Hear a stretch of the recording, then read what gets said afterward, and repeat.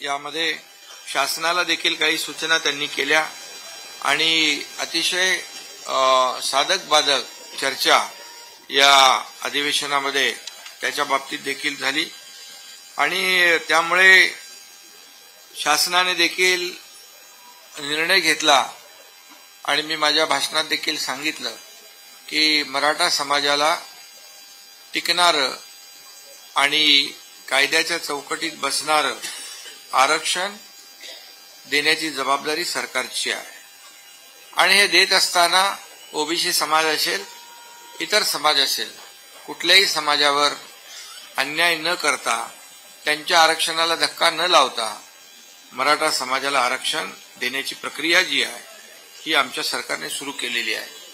त्यामध्ये मागासवर्ग आयोग पुनर्गठित केलेला आहे आणि त्याचं काम युद्ध पातळीवर सुरू झालेलं आहे। त्यांना आम्ही विनंती केली आहे आणि त्यामध्ये त्यांना मग गोखले इन्स्टिट्यूट टाटा असेल इतर संस्था ज्या आहेत त्या मदत करतायत। त्याचबरोबर शासनाला या संदर्भामध्ये मार्गदर्शन आणि सल्ला देण्यासाठी जस्टिस भोसले कमिटी यांच्या अध्यक्षतेखाली एक कमिटी आम्ही स्थापित केली। त्यामध्ये जस्टिस गायकवाड जस्टिस शिंदे यांचा समावेश आहे आणि एकंदरीत या सर्व जी टीम आहे त्या टीमच्या माध्यमातून मराठा समाजाला आरक्षण टिकणारं देण्याच्या संदर्भात योग्य ते मार्गदर्शन होईल।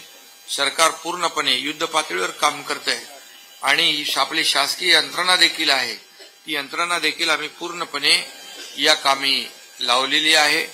त्यामुळे एक महिनाभरामध्ये जो मागासवर्ग आयोगाचा अहवाल म्हणजे 1 फेब्रुवारी पर्यंत 1 जानेवारीमध्ये पूर्ण महिना मिळतोय। आता जवळपास आणखी 8-10 दिवस आहेत 8 दिवस आहेत या शेवटच्या डिसेंबरचे। जानेवारी पूर्ण 25 पासून 6 दिवस आहेत आणि जानेवारीचा पूर्ण महिना आहे आणि फेब्रुवारीमध्ये आज पुन्हा मराठा मागासवर्ग आयोगाचा अहवाल आल्यानंतर त्यावर आवश्यकतेनुसार विशेष अधिवेशन बोलवून मराठा समाजाला आरक्षण देण्याचा निर्णय सरकारने घेतलेला आहे। ते सभागृहात मी सांगितलेलं आहे। सुदैवाने क्युरेटिव्ह पिटिशन जी आहे ती देखील सुप्रीम कोर्टामध्ये जी आम्ही फाईल केलेली आहे त्यावर देखील एक विंडो ओपन झाली आहे आणि त्यामध्ये देखील लिस्टिंग करून प्रोसेसमध्ये ती ऐकण्याची एक अशी आशा निर्माण झालेली आहे आणि त्यामुळे देखील जर आपल्या ओपन कोर्टामध्ये ती बाजू मांडण्याची संधी मिळाली तर त्याच्यामध्ये देखील मराठा समाजासाठी खूप मोठा फायदा आहे। त्याचबरोबर जस्टिस शिंदे कमिटी जी जुन्या नोंदी कुणबी नोंदी असलेल्या शोधण्याचं आणि ते देण्याचं काम करते आहे। जस्टिस शिंदे कमिटी देखील अतिशय चांगलं काम त्या कमिटीने केलेलं आहे। पहिला एक त्यांनी अहवाल आम्हाला सादर केला, दुसरा अहवाल परवाच्या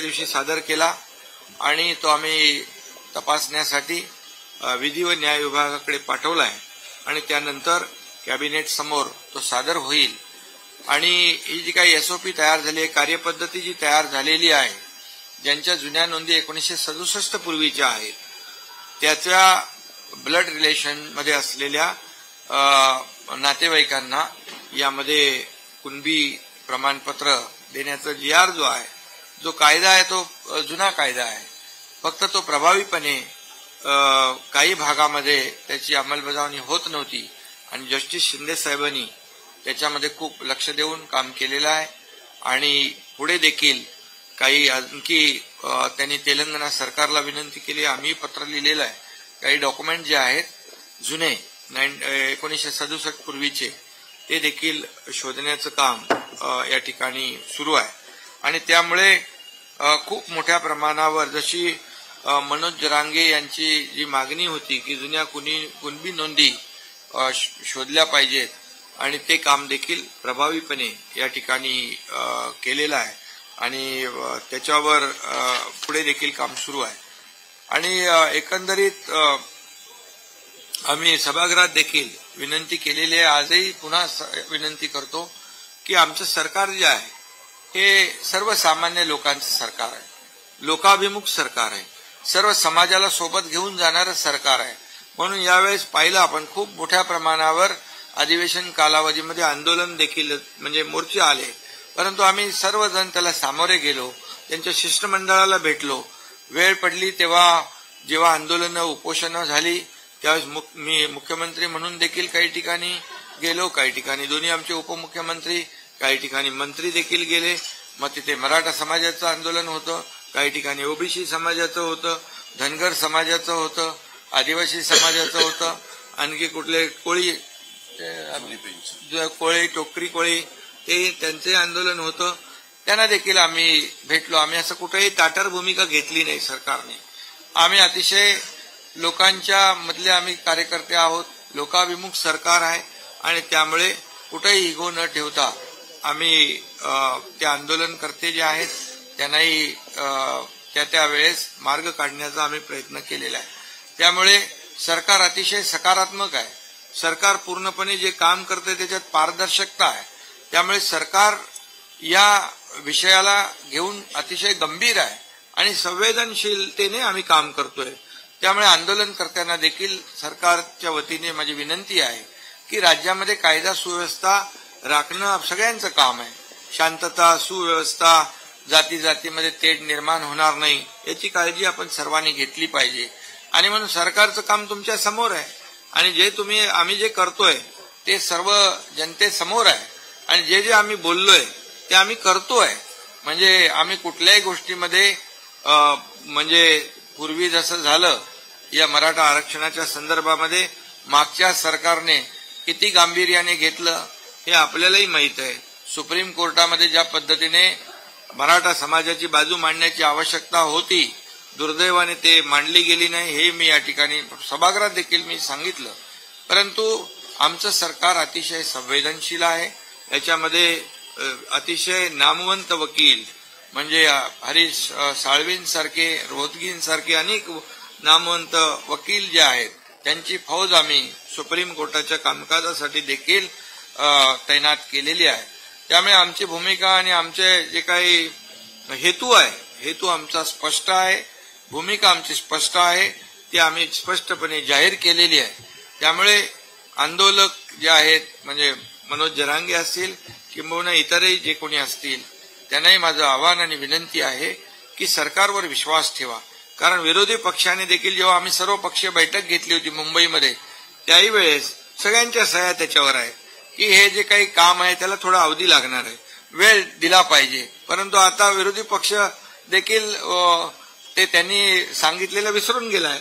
परंतु हरकत नाही, आम्हाला आमची जबाबदारी कळते आहे आणि आम्ही मराठा समाजाला टिकणारं, कायद्याच्या चौकटीत बसणारं आणि इतर प्रवर्ग म्हणजे इतर मागासवर्ग, ओबीसी आणि इतर कुठल्याही समाजावर अन्याय न करता हे आरक्षण देणार आहे. फक्त मराठा समाजाने देखील आणि इतर समाजाने संयम राखणं आवश्यक आहे. काही लोक अतिशय भावनेच्या भरामध्ये तरुण टोकाची भूमिका घेऊन आत्महत्येसारखे प्रकार होतात. ते अतिशय दुर्दैवी आहे आणि अतिशय वेदनादायी आहे. त्यामुळे माझी विनंती आहे की आमचं काम तुमच्या समोर आहे. आम्ही एक अतिशय भूमिका जी घेतली त्याप्रमाणेच आम्ही काम करतोय आणि हे जे काही मराठा मागासवर्ग आयोग आहे तोही युद्ध पातळीवर काम करतोय. त्यामुळे जे जस्टिस शिंदे साहेबांची कमिटी तिकडे काम करते, क्युरेटिव्हसाठी आमची फौज इकडे काम करते. त्यामुळे कुठल्याही मनामध्ये किंतु परंतु कुणी ठेवू नये आणि सरकारवर विश्वास ठेवावा आणि लवकरच आपल्या सगळ्यांच्या सहकार्याने निर्णय होईल एवढंच मी या प्रसंगी सांगू इच्छितो. आणि त्याचबरोबर आपले कर्मचारी आणि अधिकारी जे त्यांनी देखील आंदोलन एक दिवसाचा संप पुकारला होता जुनी पेन्शन योजनेसाठी, त्यांच्याशी आम्ही बोललो. त्यांनाही आम्ही जेव्हा सुरुवातीला मुंबईमध्ये असताना त्यांनी आंदोलनाची एक इशारा दिला होता त्यावेळेस आम्ही त्यांना सांगितलं सरकार शेवटी तुम्ही आणि सरकार काही वेगळे नाही आहेत, तुम्ही देखील एक सरकारचा महत्वाचा भाग आहात, महत्वाचा घटक आहात. शेवटी शासन आणि प्रशासन ही रथाची दोन चाकं आहेत आणि त्यामुळे तुम्ही आंदोलन न करता तुमची जी काय भूमिका आहे त्या भूमिकेशी सरकार देखील सहमत आहे आणि त्यावेळेस देखील आम्ही सामाजिक आणि आर्थिक सुरक्षितता त्यांना मिळाली पाहिजे हा शब्द आम्ही त्यांना दिला होता आणि त्यावर आजही आम्ही कायम आहोत. त्याप्रमाणे श्रीवास्तव यांची कमिटी आम्ही नेमली होती 3 लोकांची, सुबोध कुमार बक्षी आणि आपले सुधीर श्रीवास्तव. त्यामुळे त्यांनी देखील तो अहवाल दिलेला आहे आणि आम्ही त्या कर्मचारी संघटनेच्या पदाधिकाऱ्यांना नेत्यांना सांगितलं की आपण बसून पुढच्या बजेट अधिवेशनमध्ये याच्यावर आपण ठोस निर्णय घेऊ. त्यामुळे त्यांनी विश्वास ठेवला आणि त्यांनी संप देखील आपलं आंदोलन मागे घेतलं. त्यांना देखील मी मनापासून धन्यवाद देतो. असं शेवटी सरकारला थोडा वेळ दिला पाहिजे. सरकारची भूमिका सकारात्मक असताना आपण आंदोलनाच्या भूमिकेमध्ये जाता कामा नये हे त्यांनाही पटलं आणि त्यामुळे तेही आपण त्यांचा देखील जो काही विषय होता तो आपण सोडवतोय आणि म्हणून जे काही मोर्चे आले आंदोलन आली त्यांना आमचं सरकार सामोरं गेलं आणि त्यांच्या मनातले काही ज्या शंका कुशंका काही छोटे मोठे प्रश्न होते तेही आम्ही मिटवले. धनगर समाजाची देखील मिटिंग इकडेच झाली. त्यांना देखील काही निर्णय जे आमच्या तातडीने घेण्यासारखे होते तेही आम्ही घेतले. कोळी समाज होता त्यांनाही देखील आम्ही न्याय म्हणजे ते जे काही त्यांचे विषय होते कमिटी गठीत करायची होती ती देखील आपण गठीत केलेली आहे. आदिवासींच्या बाबतीमध्ये देखील आम्ही अतिशय संवेदनशील आहोत. कुठल्याही समाजावर अन्याय करण्याची भूमिका बिलकुल सरकारची नाही, कारण हे सर्व समाजाला सोबत घेऊन पुढे जाणारं सरकार आहे. त्यामुळे याच्यामध्ये मी सगळ्यांना धन्यवाद देईन की सरकारवर विश्वास ठेवून आपण निर्णय घेतले. त्याबद्दल मी आमच्या सरकारच्या वतीने आभार व्यक्त करतो. या अधिवेशनात देखील 55,520 कोटी 77 लाख रुपयांच्या पुरवणी मागण्या मंजूर करण्यात आलेल्या आहेत. परंतु प्रत्यक्ष निव्वळ भार हा 48,384 कोटी 66 लाख रुपये एवढाच असणार आहे. पायाभूत सुविधा उभारणे, विविध विकास कामं यावर पूर्ण खर्च करण्यात येईल. वाढलेली महसुली व राजकोषीय तूट कमी करण्यासाठी उत्पन्न कसं वाढेल आणि खर्चावर कसं नियंत्रण ठेवता येईल ते देखील आमचं सरकार प्रयत्न करते.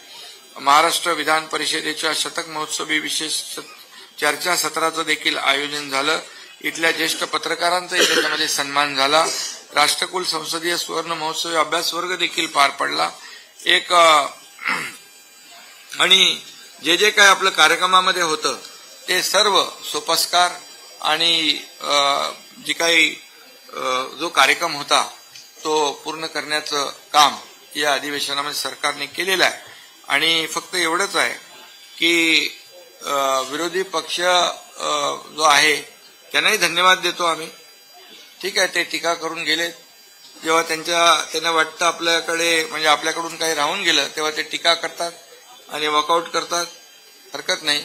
परंतु त्यांनी देखील या अधिवेशनामध्ये सभागृहामध्ये बसून सहकार्य केलं.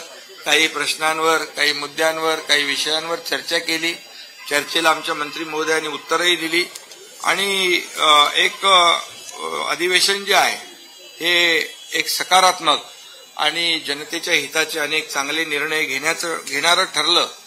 याबद्दल मी माझे दोन्ही सहकारी उपमुख्यमंत्री, आमचे मंत्रिमंडळातले सर्व सहकारी, आमचे सर्व महायुतीचे आमदार या सगळ्यांना मनापासून धन्यवाद देतो आणि तुम्ही पत्रकारांनाही धन्यवाद देतो.